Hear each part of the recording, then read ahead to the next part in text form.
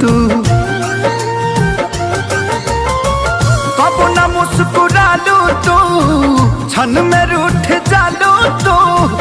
जरत जैसे दिया होके वैसे बुत जालू तू। सूते न देलू सपनों में तू आके जगा देलू।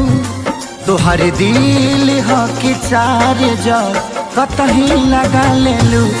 तोहर दिल हो कि चार जग कतही लगा लेलू।